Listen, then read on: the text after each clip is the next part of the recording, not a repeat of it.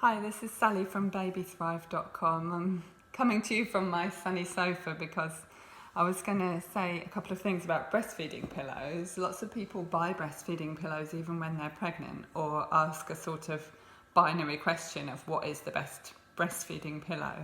But actually, what's the best breastfeeding pillow for you, and whether you need one or not, or how to use it, is just really dependent from person to person upon your body shape. Because I've got my little knitted boob to explain.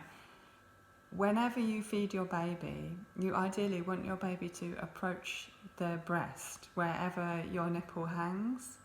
And although we'd like to imagine we look like this, the vast majority of us, the nipple is probably hanging slightly down and slightly out. And whatever position you're using, you want your baby to come to your nipple there. You don't want to be artificially scooped high. It might be something like cross cradle, or it might be a more laid back position, but you don't want to have to lift your breast or move your breast to your baby. If you're artificially scooping your breast, you might find that during the feed it's kind of slipping or dragging away from your baby, and some babies kind of clamp down a bit to make sure that they can hold on. This is a classic and maybe slightly over-engineered breastfeeding pillow, to the point where it's got a clippy bit that goes around the back. It's got apparently a right side and a wrong side. It's got little bumps and curvature and a little pocket where you might put, I don't know what, cup of tea. No, I'm joking. Maybe you put your breast shells in there or something. And this is a really common mistake. I wonder if you can see with that angle. This is what people commonly do with the breastfeeding pillow. They put their breastfeeding pillow on. They put their baby on its back on the breastfeeding pillow, and then they engineer themselves until their breast is coming to the baby's mouth. But what we really want in any situation is for you to get comfy with your baby first. Maybe you're doing, for instance, the classic cross cradle. And then after you've gotten established and you're not artificially scooping your breast high or using two hands to be very controlled, once you've got comfy, after that you use your breastfeeding pillow to support your shoulders and elbows and the weight of the baby to a certain extent. So you do whatever you need to do, how you like to get your baby on.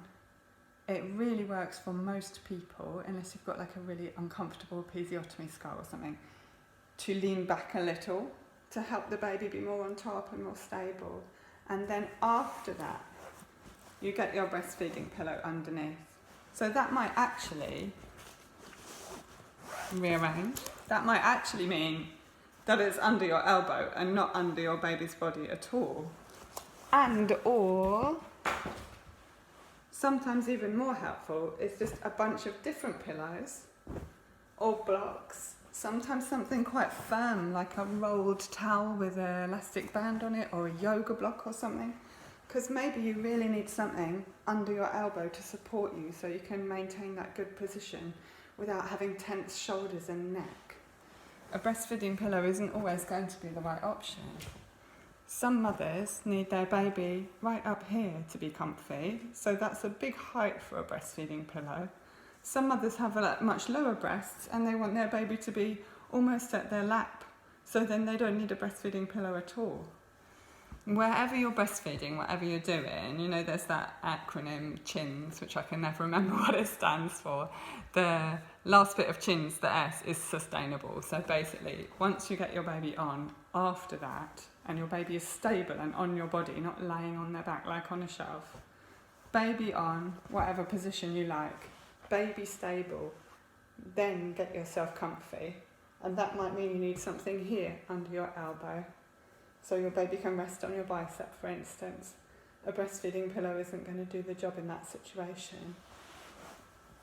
Make sure that whatever you're doing, wherever you're breastfeeding, you can reach your phone and reach your drink and reach the TV controls, and you've got what you need handy, and that you roll your shoulders back, relax, make sure you're not tense.